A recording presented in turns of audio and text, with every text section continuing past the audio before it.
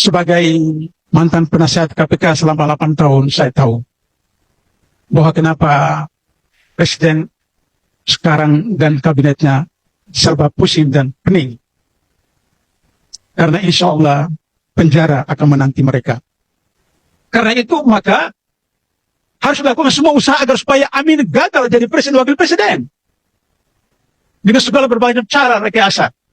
Tapi percayalah, dalam surat Al-Mulk yang dibacakan oleh Qori kita tadi menjelaskan dengan jelas bahwa Allah yang punya otoritas untuk mengangkat seseorang dan menurunkan seseorang. Penuhi TPS sampai ke kelurahan, kecamatan, kabupaten. Tidak boleh lolos. Di tempat tinggal saya di Rawadenok, saya buat baleho 3 meter.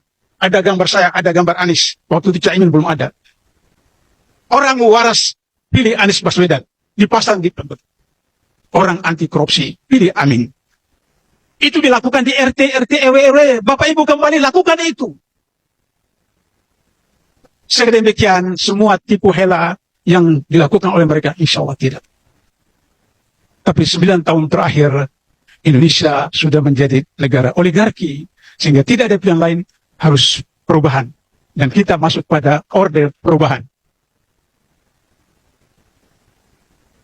Orde perubahan yang akan dipimpin oleh Anies 2024-2029 harus menyelesaikan 5 PR yang sekarang ini diwariskan oleh presiden yang sekarang.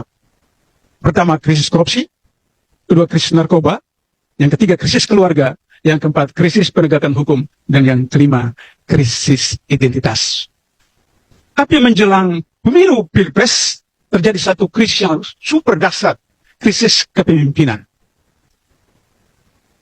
Kenapa krisis kepemimpinan? Karena seorang pemimpin menganggap bahwa negara ini adalah rumahnya. Negara ini adalah perusahaannya.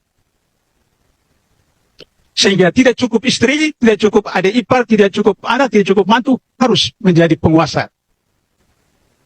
Mas Anies itu aktivis intra-universiter. Menjadi ketua OSIS ketika pelajar dan ketua BEM ketika jadi mahasiswa. Itulah karakter seorang insan akademis. Caimin mencapai prestasi tertinggi sebagai ketua umum PBPMI, Perhimpunan Mahasiswa Islam Indonesia. Sebagai mantan ketua umum PBHMI, saya merasakan betapa dahsyatnya godaan, cobaan, dan perjuangan untuk mencapai ketua umum PBPMI.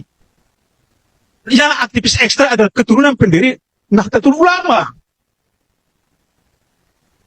Dan ketika Masyumi dengan NU bergabung bersatu, pemilu 55 Islam maju ke depan, tampil sebagai pemenang.